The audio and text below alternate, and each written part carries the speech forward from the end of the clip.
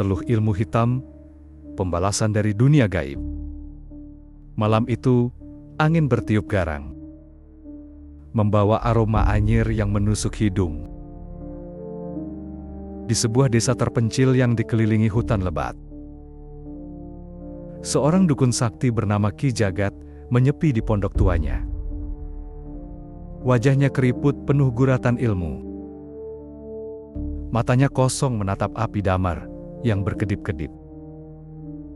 Ia sedang menunggu teluh yang ia kirimkan mencapai tujuannya.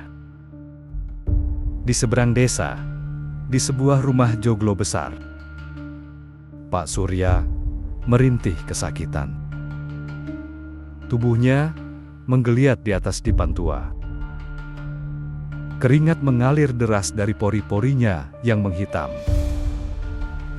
Matanya yang dulu bersinar penuh wibawa kini hanya bola kosong dengan selaput merah menyelimuti. Dari mulutnya keluar rintihan dan gumaman tak jelas. Seolah ada sesuatu yang merayap di dalam tubuhnya. Ini bukan penyakit biasa. Pekik Bu Surya, istrinya, dengan wajah ketakutan. Para sanak saudara sudah berkumpul, beberapa berbisik-bisik, sementara yang lain berusaha menenangkan Bu Surya yang menangis histeris. Pak Karta, saudara sepupu Pak Surya, mencoba memanggil seorang kiai terkenal untuk mengobati penyakit misterius ini. Saat tengah malam tiba, suara lolongan anjing menggema, menyayat udara pekat. Pak Surya tiba-tiba bangkit dari dipannya. Lehernya menegak, bibirnya menyeringai, dan matanya menatap kosong ke arah jendela yang menghadap ke kebun belakang. Dia datang. Tiba-tiba tubuhnya tersentak, seperti ada sesuatu yang menariknya ke belakang. Jari-jarinya mencakar lantai kayu, meninggalkan jejak darah. Semua orang menjerit ketakutan. Seketika, lampu Petromax di ruang tengah berkelip-kelip sebelum padam. Dalam kegelapan itu, terdengar suara seretan sesuatu di lantai. Bau busuk bangkai mendadak menyeruak, memaksa orang-orang menutup hidung mereka. Dan di sanalah sesosok bayangan tinggi berdiri di sudut ruangan. Tubuhnya menghitam seperti arang, matanya merah menyala, dan jari-jarinya panjang dengan kuku melengkung tajam. Ia mendekat, menyeret kakinya perlahan. "Bayar utang darahmu." Suaranya serak, seperti bisikan dari dunia lain. Pak Surya berteriak, tubuhnya kejang-kejang. Dan dari mulutnya, keluar segumpal belatung yang menggeliat-geliat di lantai. Kiai yang baru saja tiba segera membaca ayat-ayat suci, memercikan air doa ke sekeliling rumah. Sosok hitam itu meraung, tubuhnya bergetar hebat, sebelum lenyap dalam pusaran asap hitam. Pak Surya tersungkur lemas. Napasnya tersengal, namun wajahnya masih pucat pasi. Namun, itu bukan akhir. Di gubuk tua Ki Jagat, angin malah mendadak berputar kencang. Api damar yang menyala-nyala tiba-tiba padam. Dan suara-suara bisikan mulai terdengar dari balik gelap. Ki Jagat membuka matanya, merasakan sesuatu yang salah. "Kau berani melawanku." Dari kegelapan, muncul bayangan besar dengan mata merah menyala. Ia bukan lagi teluh yang dikirimkan, melainkan makhluk yang kini haus akan tuannya sendiri. Ki Jagat tersentak, berusaha merapal mantra perlindungan. Namun, terlambat. Cakar panjang makhluk itu menembus dada Ki Jagat, menarik keluar sesuatu yang berdenyut merah di tangannya. Di malam pekat itu, terdengar jeritan panjang yang melengking. Sebelum akhirnya, desa kembali sunyi. Keesokan paginya, hanya ditemukan pondok Ki Jagat yang sudah runtuh, dengan tanah di sekitarnya menghitam dan berbau anyir. Tidak ada yang berani mendekat. Namun, di suatu malam, penduduk desa mulai mendengar suara langkah berat menyeret di depan rumah mereka. Seperti seseorang atau sesuatu yang mencari mangsa baru. Malam-malam berikutnya, suara itu semakin sering terdengar. Kadang di atap, kadang di pekarangan. Seorang warga, Pak Darmo, mencoba mengintip dari celah jendela pada malam yang sunyi. Namun, yang ia lihat adalah sesuatu yang membuat jantungnya nyaris berhenti.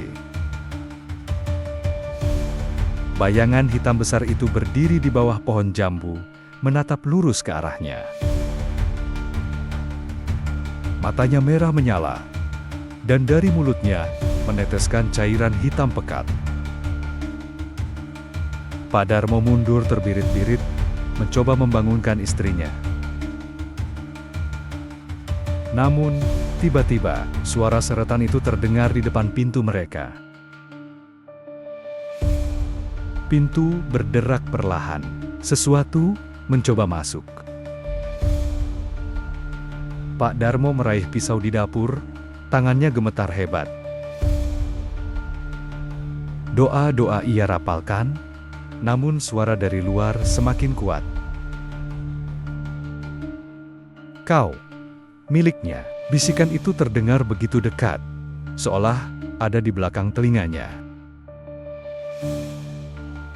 Ia menoleh dengan napas memburu, namun tak ada siapa-siapa. Tiba-tiba, pintu kayu mereka dihantam keras, terbuka lebar, menampilkan sosok gelap yang mengerikan itu.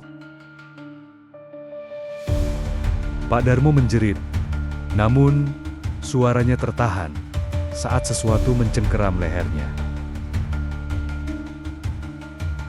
Sejak malam itu, Pak Darmo tak pernah terlihat lagi. Yang tersisa hanya noda hitam pekat di lantai rumahnya dan bau anyir yang tak kunjung hilang. Seminggu kemudian, beberapa warga desa mengaku melihat sosok bayangan hitam berkeliaran di dekat hutan. Ada yang mendengar suara langkah berat mengitari rumah mereka. Ada pula yang menemukan jejak kaki hitam di pekarangan. Kiai desa mencoba menggelar doa bersama, berharap gangguan ini menghilang. Namun, pada malam setelah ritual itu, seorang anak kecil tiba-tiba hilang tanpa jejak. Orang tuanya menemukan mainannya berserakan di halaman, dengan bekas cakar hitam di batang pohon. Kini, tak ada yang berani keluar rumah selepas maghrib. Namun, bisikan itu semakin sering terdengar di dalam rumah mereka sendiri. Suatu malam, seorang ibu muda terbangun karena suara bisikan tepat di telinganya. Ia mendapati anaknya yang berusia 5 tahun duduk di sudut kamar.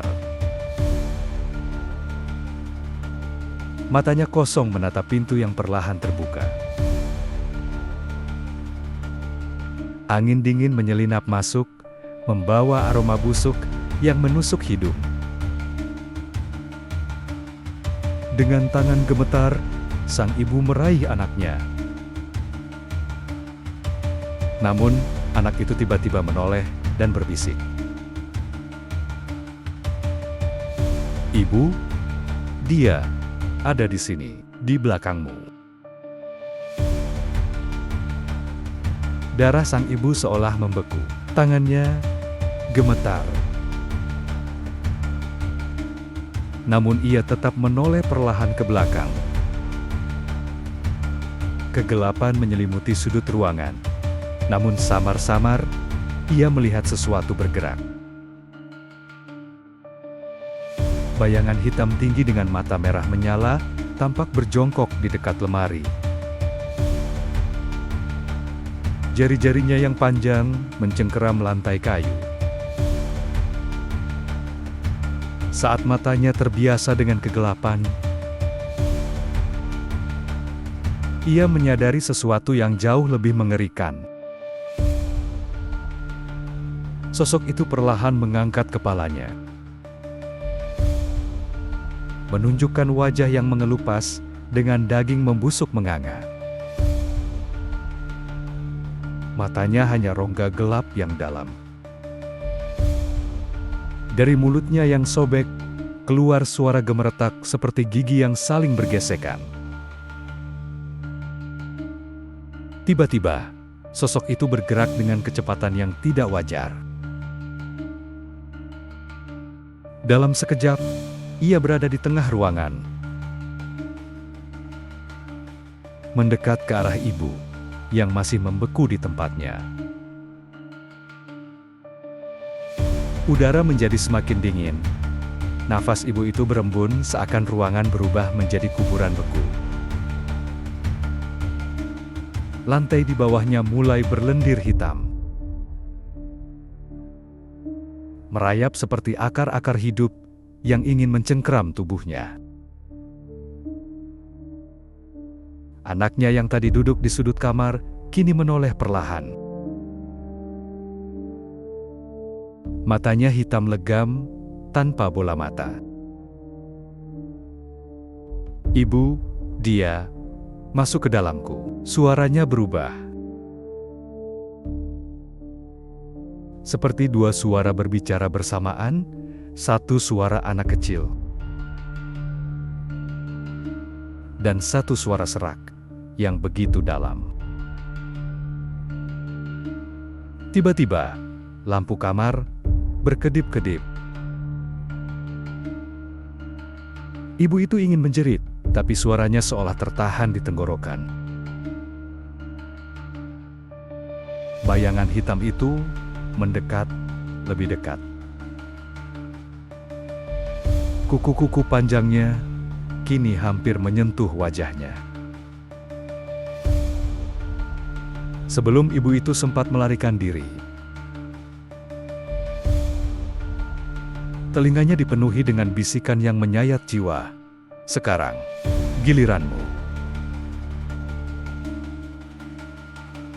Tiba-tiba, suara napas berat terdengar dari arah bayangan itu. Bau busuk semakin menusuk, membuat sang ibu ingin muntah. Dengan suara parau, sosok itu berbisik, "Aku sudah lama menunggumu." Seketika, lampu kamar berkedip-kedip. Anaknya mendadak tertawa kecil, namun tawanya terdengar asing, serak dan mengerikan. Mata sang ibu membelalak saat melihat bayangan itu perlahan merayap ke arahnya. Kuku panjangnya mencakar lantai dan meninggalkan bekas hitam pekat. Teriakan histeris memenuhi rumah itu, namun di luar, malam tetap sunyi. Dan di kegelapan, sesuatu tertawa puas.